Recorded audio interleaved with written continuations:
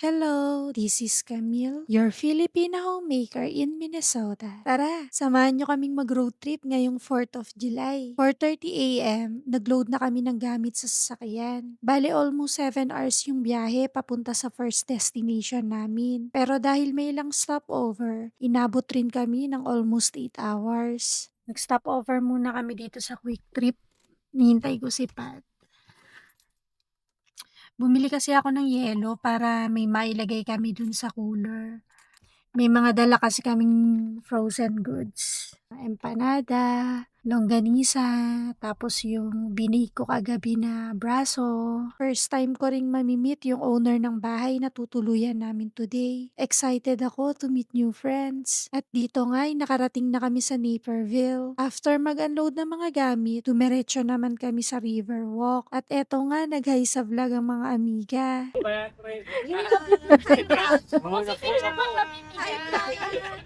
friends of Amiga. Amiga of Amiga. Kasi yung kami. This is the Riverwalk. Na-pressure ako. Mag-reels lang sa anak ko. Magiging vlog na pala. May ilang bahagi ng park na medyo mataas na rin ng tubig. Kaya nilalagyan ng harang para walang dumiretso sa may ilog. Saan na tayo?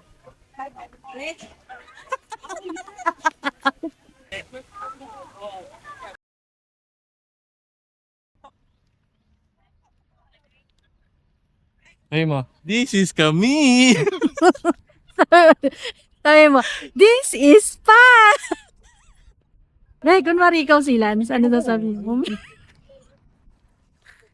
Day 2. Papunta naman kami nito ng Chinatown para sana mag-dimsum. Kaso, walang kuryente kaya hindi rin kami nakabili. Gusto rin naming matry yung Haiti milk tea. Sikat daw kasi to dito. Na-curious nga ako sa lasa kasi ang haba ng pila. So habang malabo pang makapasok, nag-window shopping muna ako dito sa bilihan ng mga accessories. Ang daming display gaya ng kwintas, bracelet, at etong pusa ginaya pa ni Amiga.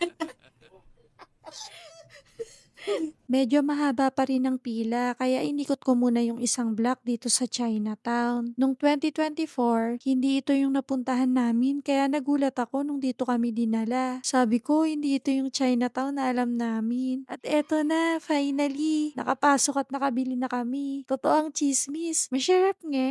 After Haiti, naglakad naman kami papunta sa kabilang area. Eto yung alam naming Chinatown kasi eto yung unang napuntahan namin. Nag-lunch din muna kami dito sa New Great Wall of Barbecue. Ano sabi mo, be?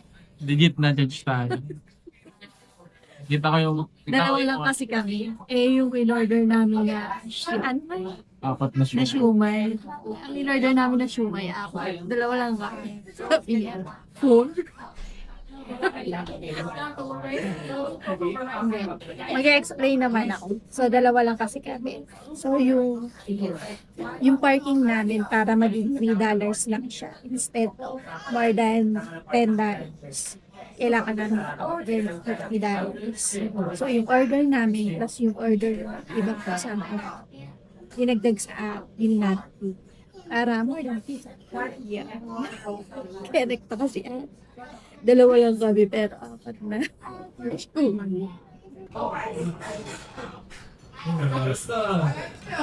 Kanina pumunta dito yung sa Tamstamp. Ino-confirm niya kung ilan ba talaga yung shumay na order namin kasi dalawa lang kami. Sabi namin apat.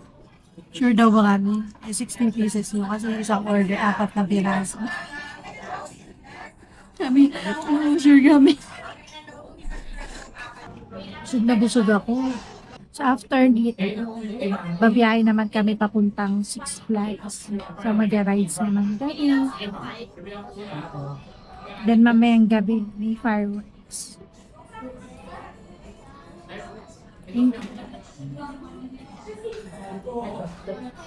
After namin kumain, nagyaya si Miga dyan na bumili ng halaman. Swerte daw yun kapag ibinigay sa'yo ng ibang tao. Kaya nagbunutan kami kung sino ang magbibigay sa amin. At eto, yung na-receive ko. They got ambition.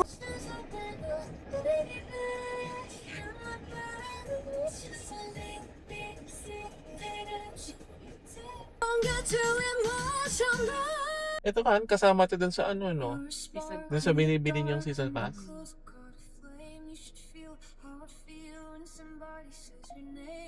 $39 pala, ano ba? Oo.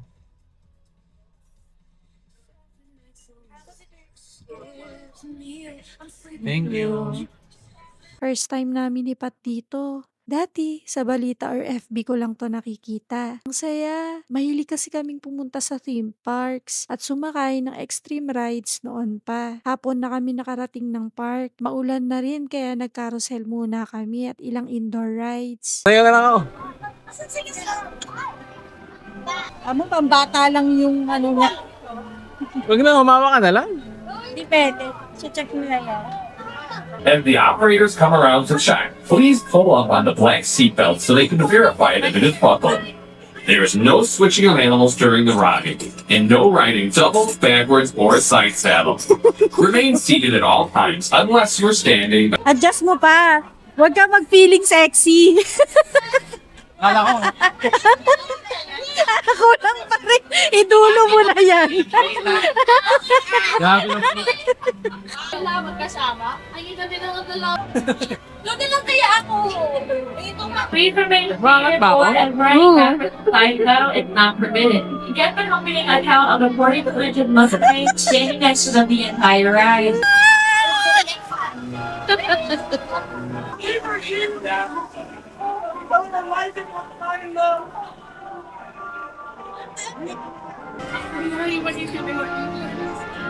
Bumili na rin si Pat ng poncho namin kasi lumalakas na yung ulan. At eto na, tumila na. Kaya nag-start na rin kaming sumakay ng extreme rides. Third extreme rides!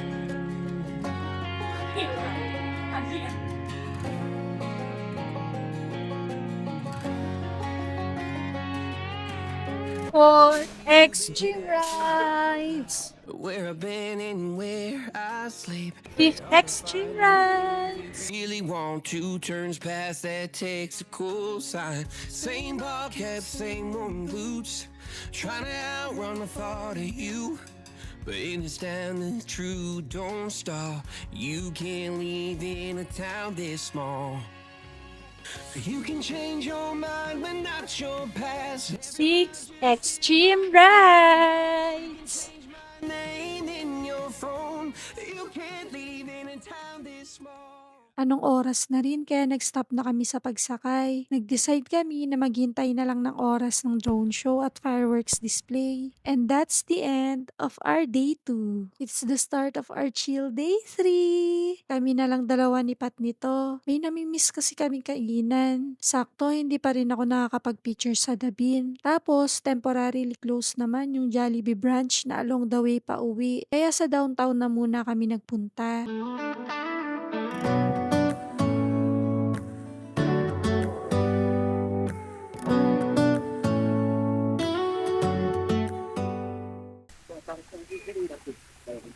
Meron pala yun, no? Mga ganun. Ngayon ko lang nakita yun. Dito, sa kabila. Oh. Tuntua yung mga bata eh.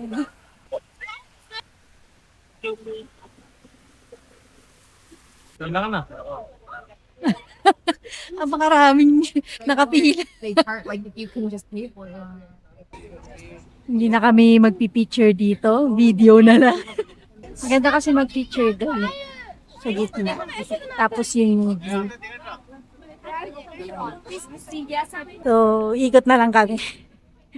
Ayan na! Nung first time ko magpunta dito sa Chicago, under renovation tong Bean. Sipat kasi nakapag-picture na dyan eh. So, bago kami bumalik ng Minnesota, nagpipicture muna ako doon. Ang daming tao! Daming tao, be. Ang hirap i-edit niyang pag-aalisin mo lahat yan. Pati mo po kayo, no? Sa AI.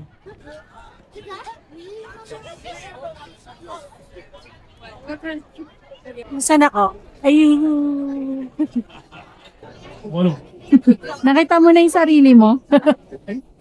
Ano? Sorry, ano? Tada! Alin?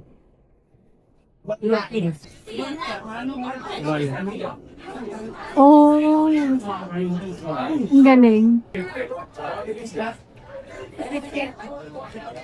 Ang dami ng ano na finger. Hinawakan kasi nila.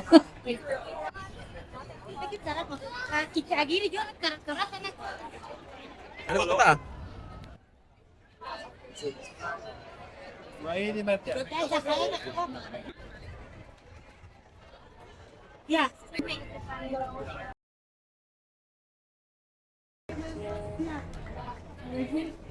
Tara na sa Nandos. Kakain na kami ng lunch. Diretso lang, tapos dalawa.